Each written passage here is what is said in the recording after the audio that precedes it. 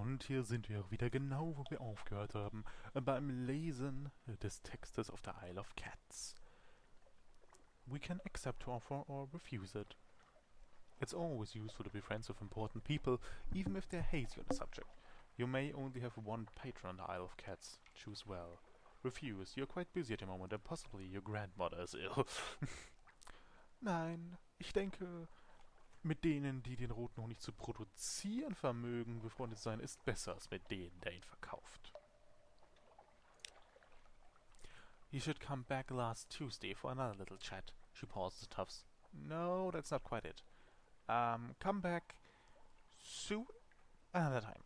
Pick a good one. There aren't enough of those. That was probably a dismissal? A request from Zyra. When you enter, the lady of the cages is sitting on the windowsill, staring out at her gardens. On the desk is an open casket. Within are 10 gleaming vials of red honey, carefully packed, freshly harvested by the malleverous sisters. Touch them. Go on. They're still warm from the honey spinner.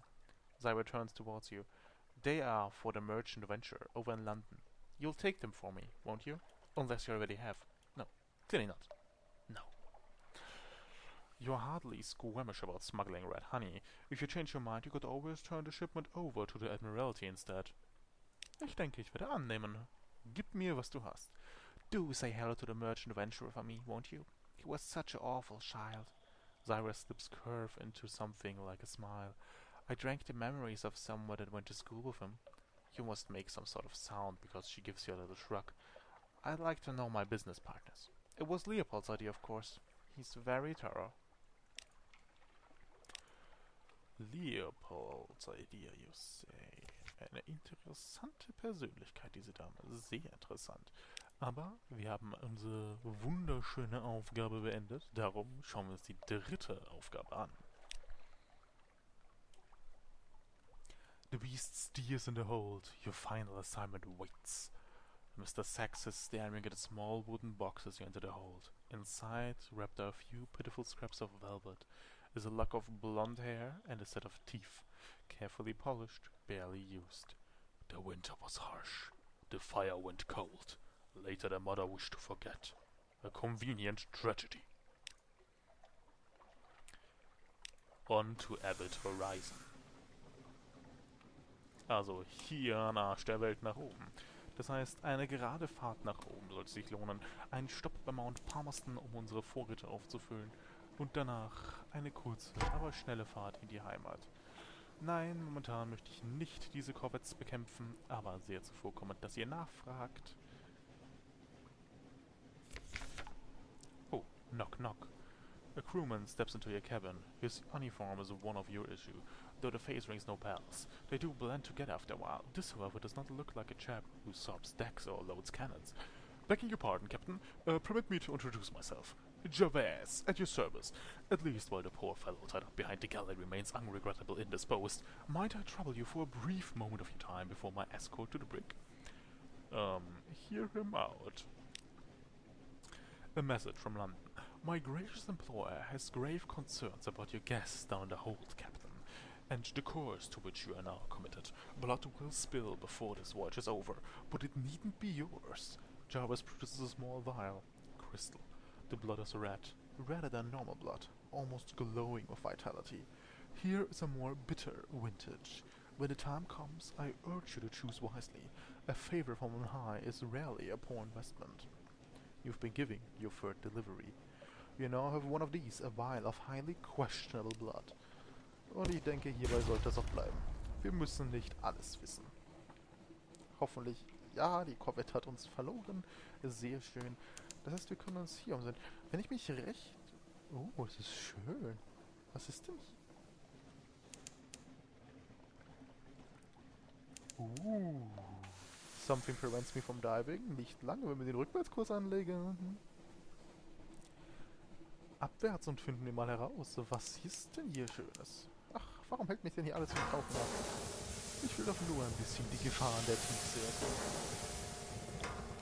Ist das denn so gemeingefährlich heutzutage? Zeig mir, was es gibt. Zeig es mir. Rosewater Sailor. You discover Rosegate. Interessant. Das erklärt zumindest, was mir den Weg blockiert hat. Ich erinnere mich daran, dass das im normalen Sunless Sea ohne den DLC einfach so eine sehr merkwürdige Landmarke ohne irgendetwas war. It's not so much a port as a shop of a dock. Colored ceiling lights shine through the display cases lining the walls. A large shop counter dominates the room. Cigars, ashtrays, guillotines, matches and carved boxes are all for sale. Each step here transports you into a new realm.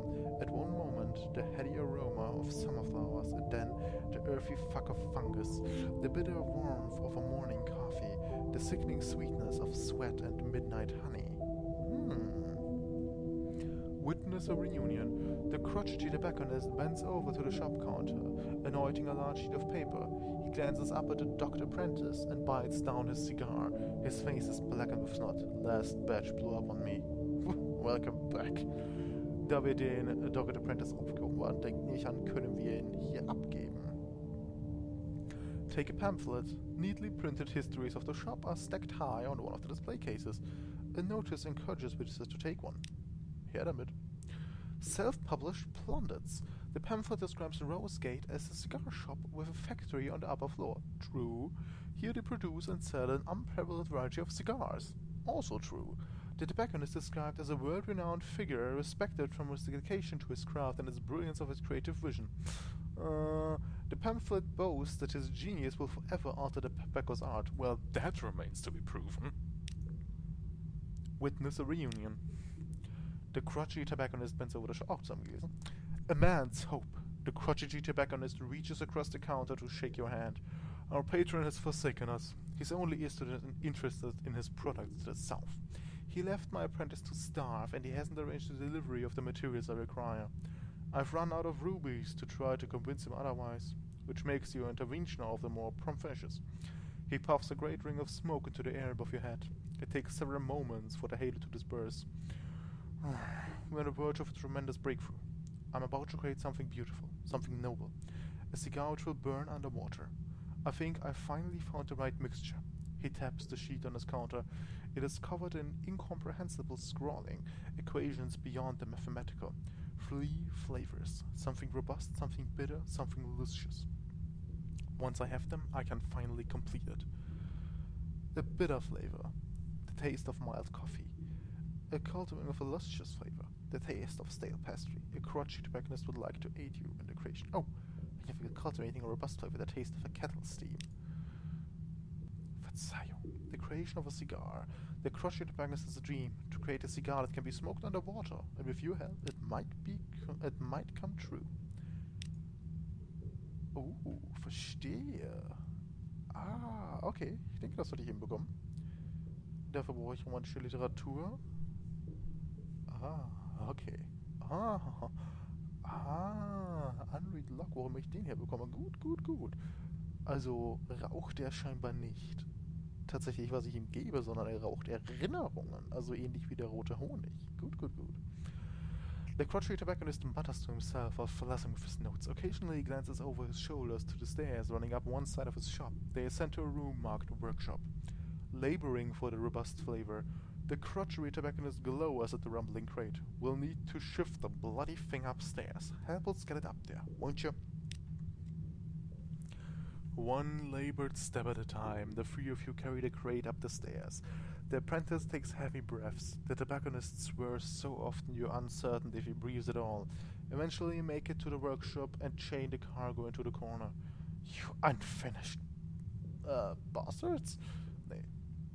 Blood? Keine Ahnung. The tobacconist huffs, scratching his back. We got you now.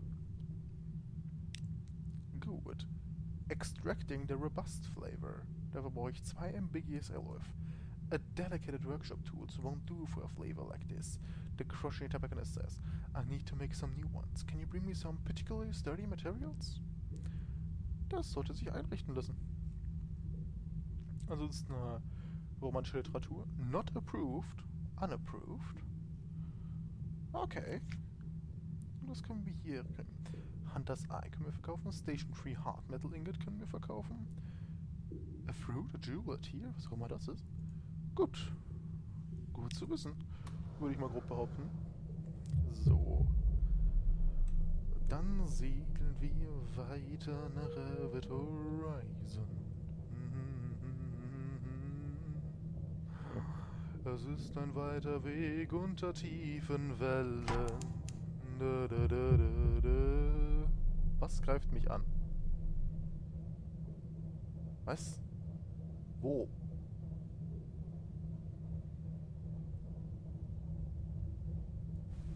Das ist irritierend. Ich habe gerade mein Mikro ein Stück hochgeholt. The Dragon in the Sea.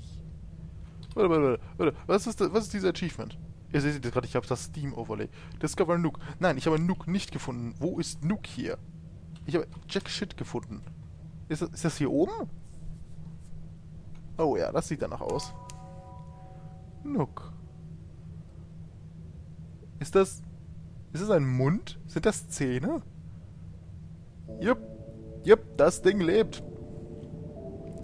Es bewegt sich und es lebt. His bones in whispers. Discover Scrimshander. Nein, ich dachte Nook.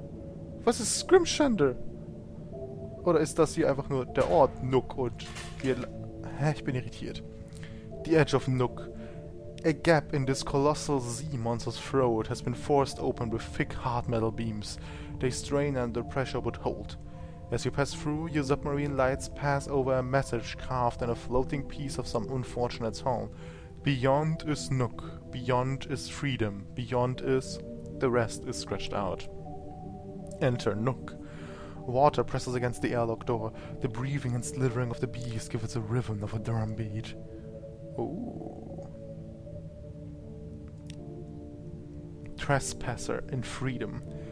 You don your heavy diving suit and give the order to cycle the airlock. Water rushes in and you begin to slow swim down into the port. It soon becomes obvious that you are overdressed for the occasion. The people of Nook swim and breathe in the cloudy moor water with no apparent discomfort. Most are naked, with just a few clad in rotten rags that stream from the skin with no concern for modesty. None will communicate with you, if they even can. Those who acknowledge your presence just laugh silently at your bulky suit and unnecessary arrows. You need a different approach. Ooh. Descend naked into Nook. At least you're unlikely to run to anyone you know. You undress, every button, every stitch. The door opens, ice-cold water rushes upwards. Instinct holds your mouth shut. 10 seconds. 20 seconds. Your lungs burn, holding in the last gulp of air. Your legs fresh. You can't hold it in. This escapes. You're choking on water. It forces its way into your lungs. The taste of burning salt suffocating every attempt to gasp, scream, or... Then, through exhaustion and panic, you realize you're breathing. It's hard work. Your lungs fight against the weight, but it's enough. You can tolerate it. At least for now. Ich kann heute echt nicht mehr lesen. The liberal application of wine will make this process easier. In future, bring a cask. The best quivers with distance at your trespassing. Freedom is never stagnant. Nook tolerance is free. Freedom is also free. Interessant. Take from the weak. There's only one law here. Survival of the fittest. Ach, nein, danke. Im Moment nicht. Compile a port report. Wie doch immer so schön, nicht wahr? Notes on Nook. A vile place. Festering. Acidic. No laws but those of tooth and claw written in scars. Civilization impossible. Making teeth would be a logistical impossibility. Yet the inhabitants seem competent. Many come here from London, the Garnet, Presbyterian, abandoning cultured life for this tenacious existence. They grin, their mouths full of stolen flesh, or float naked and carefree. Many have nothing and nothing to lose. A group of swimmers dart past, hunting gleefully. One squeezes your shoulder, companionably. You've never met her before. Attempt to mingle with the Nook folk. They may be friendlier now that you're fashionably undressed. Lust and freedom.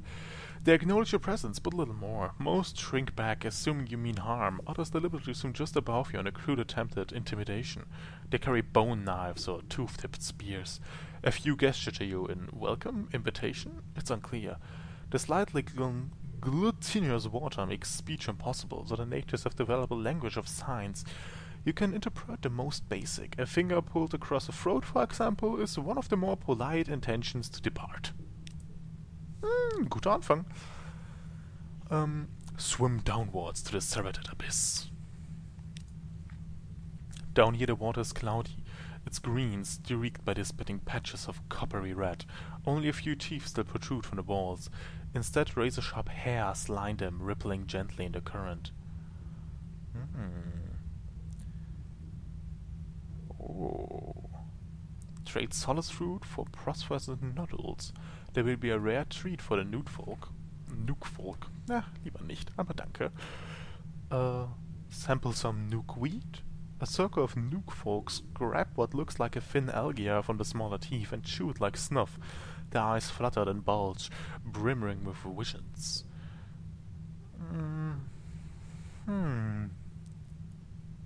Probieren wir es mal. Natürlich habe ich versauen. Oh, you chew the nuke weed and its effects go to work. When you wake, only pieces of memory remain. A descent.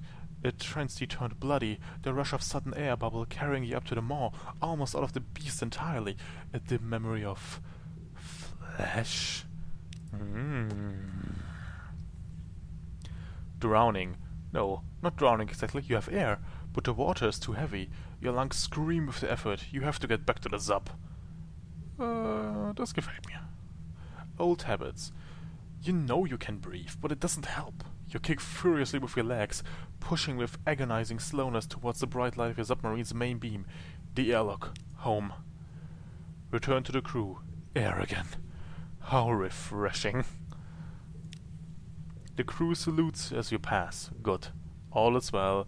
Anything that happened in Nook shall remain in Nook. Besonders die Tatsache, dass wir nichts anhaben. Denn ich habe nirgendwo gelesen, dass wir uns wieder angezogen haben. Gut, das heißt, wir haben Nook gefunden. Auch wenn das vielleicht nicht unbedingt gut sein mag. Und wir hatten da unten noch etwas. Was auch immer das war. Something along the southwest. Nie ohne Seife waschen. Southwest? Oh, dann ist das da drüben wahrscheinlich... Ich nenne es einfach Shish Kebab. Das sind... eine Menge Knochen. Das sind eine Menge Knochen.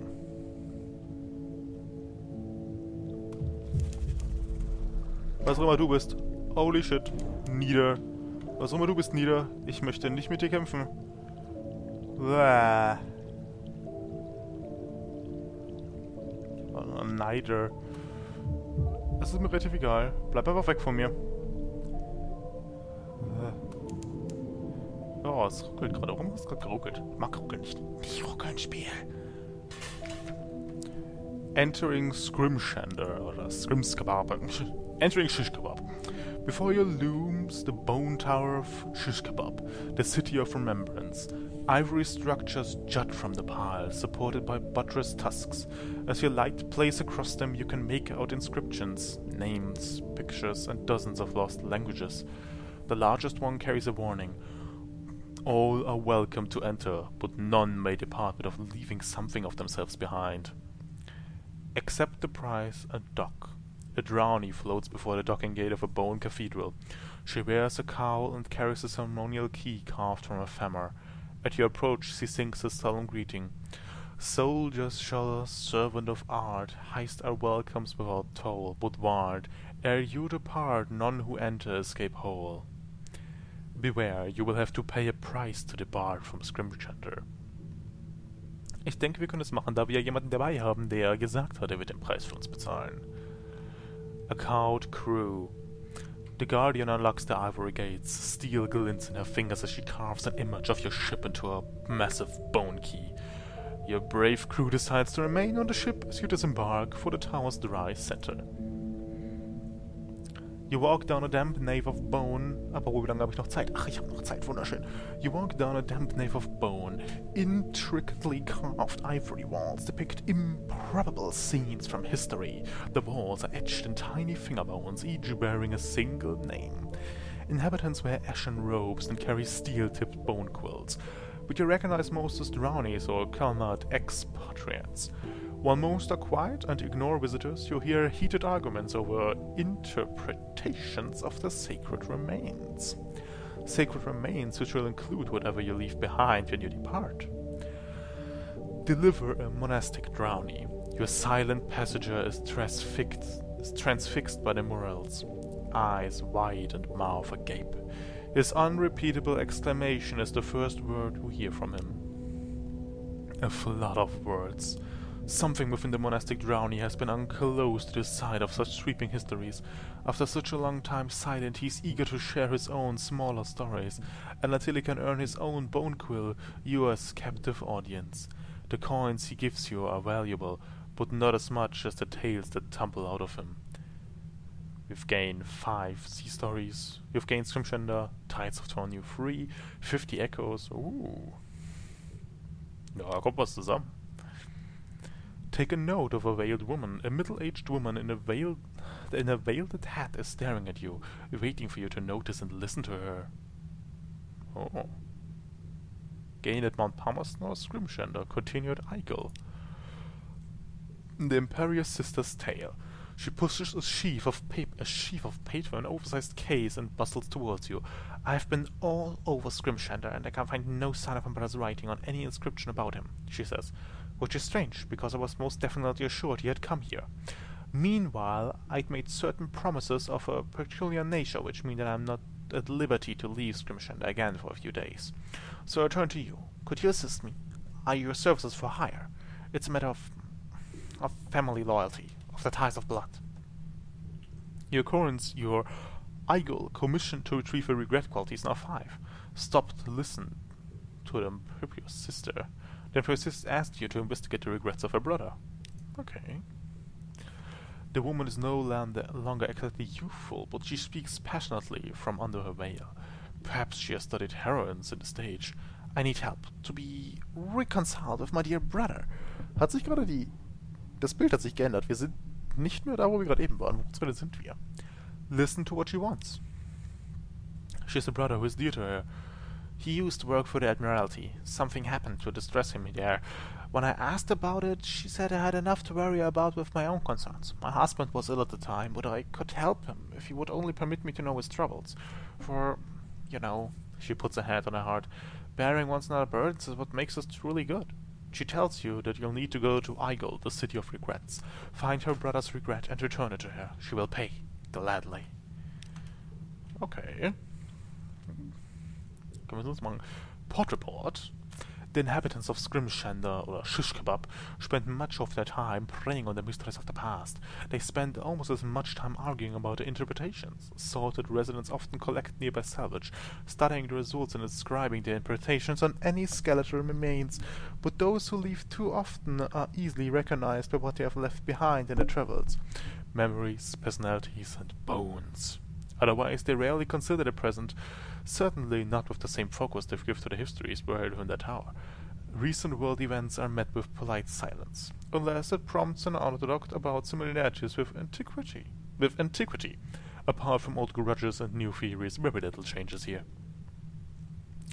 Gather at the stage of history. Scholars file quietly into a pair of great ivory doors at the far end of the hallway. When they stumble out again, you can hear raised voices, arguments, and laughter. To the amphitheater. After the reverent silence of the outside, the boisterous noise of the amphitheater washes over you like the heavy sea beyond these walls. Actors stand in the amphitheater of bone, performing historical plays of dubious veracity. An audience watches from below, with each roaring drunk member applauding or jeering different details of the work. Above, an imperious figure wearing a crown of ivory judges each performance from a raised theater box. All are served by a single man waving between the crowd and wearing a perpetual smirk.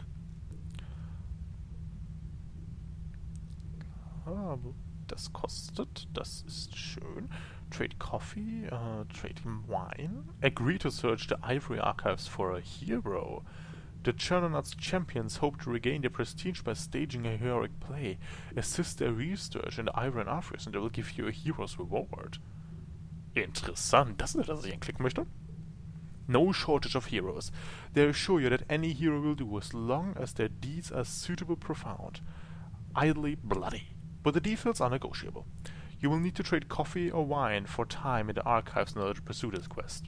Ah, interessant, dafür ist das gut. Gut. Also, irgendwann im nächsten Café herkommen und wirklich dieses 4 auf der Seite macht mich aber. Watch a dramatic reenactment. Oder talk with the Gulp historian. The mushroom wine he serves is stale, the plays he announces are questionable at best, but the impeccable bearded man with the olive skin laughs at every performance and has a smile for every patron, wearing furies on the stage of history. Some cheer history as the work of brave and inspired heroes, especially them who wish they could be heroes themselves. The Gulp historian rolls his eyes theatrically. Others say it's all shaped by cynical changes in scientific progress, economics and such, but nothing gets in the way of a good story quite like nuance. He spits out the word like a rotten grape. Who let him argue up on the stage and give him ivory crown or whoever most convincing at the moment? He waves a hand to the temporary monarch in the raised seat above. But as far as I'm concerned, he confides, filling a patron's mug with cheap wine, history is what you make of it, and I make a killing. You've learned enough about history to distrust any one person's interpretation. Watch a dramatic reenactment. 50 Echos, was bekommen wir dafür? 10 Terror. Das ist ein relativ guter Preis. Ja, damit kann ich durchaus. Das ist ein ziemlich guter Preis. 5 Echo für jeden Terror, das ist gut. A surprisingly brisk epoch. A city rises and falls in a matter of hours, which casts members playing a dozen roles over each of the years. The dance number at the end is a crowd pleaser. Afterwards, the Drownie king assures the crowd that the dancing was strictly algorithmical. Ansonsten können wir nichts machen. Und auch hier Stage. Leave Shish Kebab. Departing. Were there quite this many guards when you came in? Was there always a pile of fresh bones by the entrance? No one may depart from shish kebab without leaving something of themselves behind by which to be remembered. Tradition demands it, as do the muscular guards at the gate.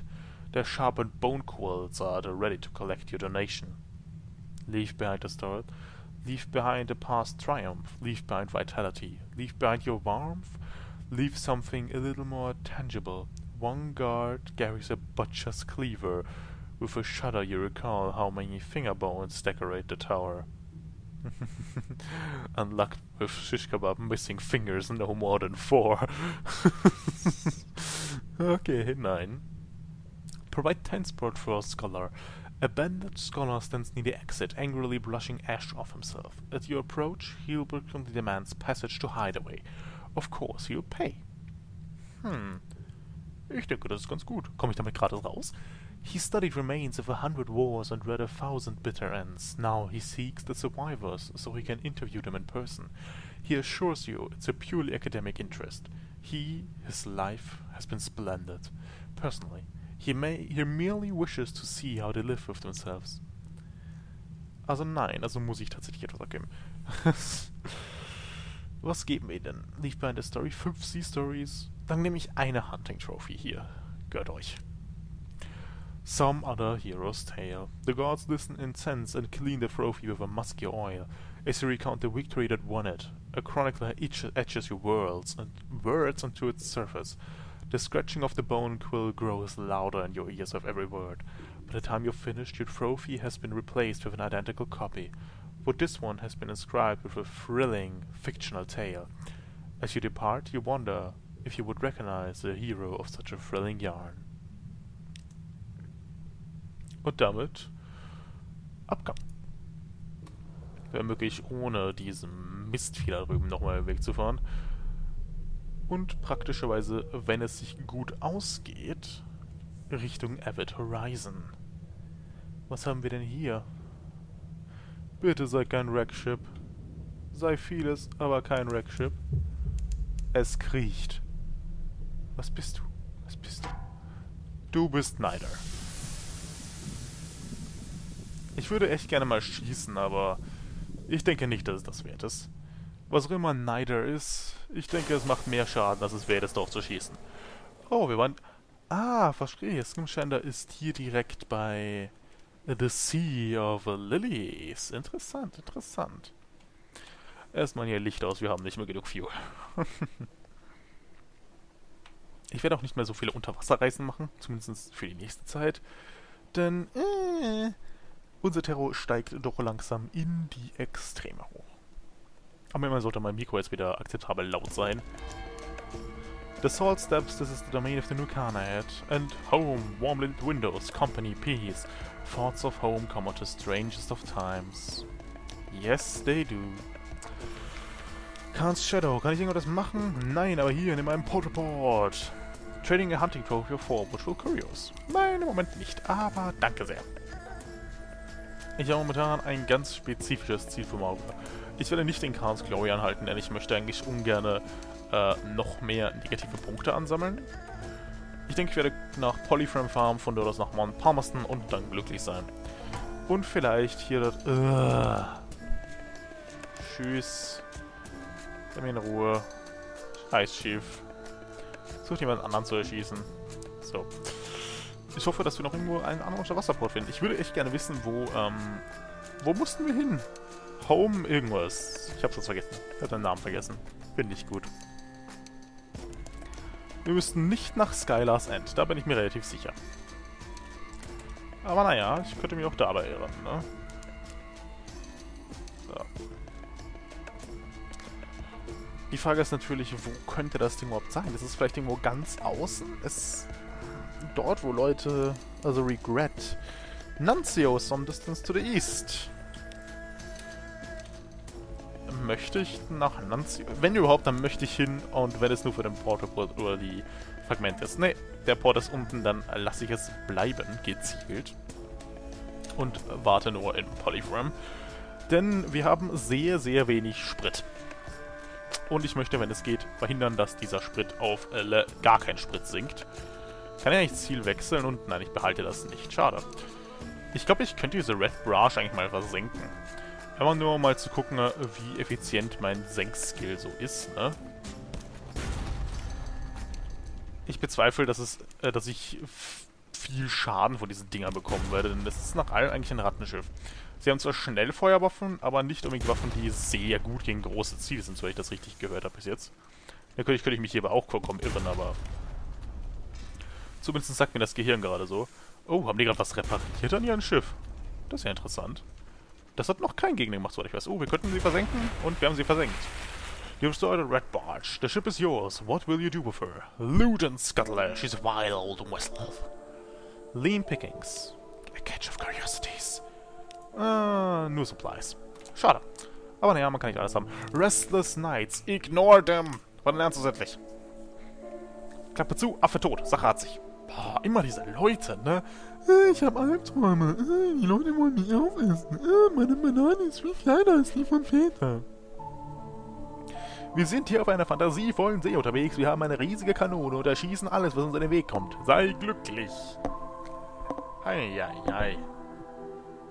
Ja, das ist komisch. Verzeiht, wenn es gerade kurz etwas geknackt hat. Mein Headset war gerade sehr unangenehm. Polyframe. Hallo, Polyframe. Was geht?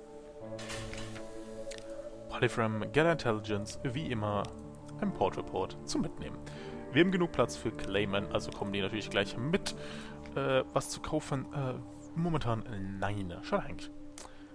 Ich sehe gerade, wir können Saphire kaufen und hier teurer verkaufen, als es sie unten gibt. Das ist schon mal ganz gut zu wissen.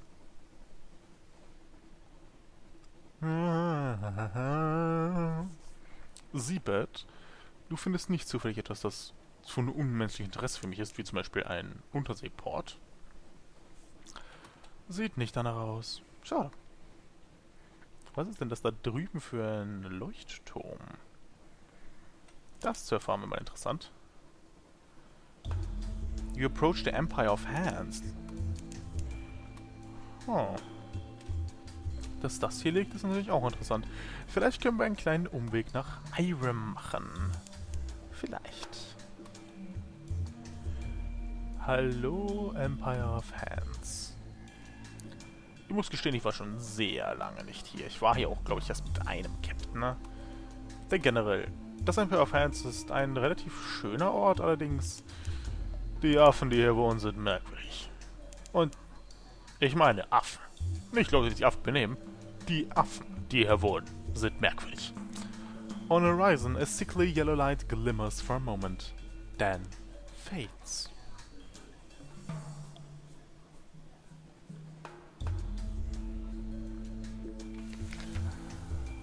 A stern reminder from the Admiralty. In the name and by the power of Her Enduring Majesty, a trade embargo and quarantine in absolute perpetuity has hereby been declared on the Empire of Hands. Number 1. No ship of London is to permit aboard a Pentecost ape without express and prior admission of the Admiralty. Any and all acts of spyflash are prohibited. Third, they know what they did. Beware of stowawways. Keep a tight grip on your soul. Excerpt from Standard Naval Regulations, Volume 4. The fleet-ridden mayor. With your regulations in mind, it's surprised to be greeted by a mere itchy monkey in a tattered yellow robe, barely walking with the help of a ceremonial staff. An official greeting. "Hello!" cries the mayor in the broken voice of one not yet used to human speech. "Come, make yourselves at home. All souls welcome in bountiful Empire of Hands." The crew shifts uncomfortably. They know the stories. It will make more than the natural beauty of this place to make most of them risk shore leave here.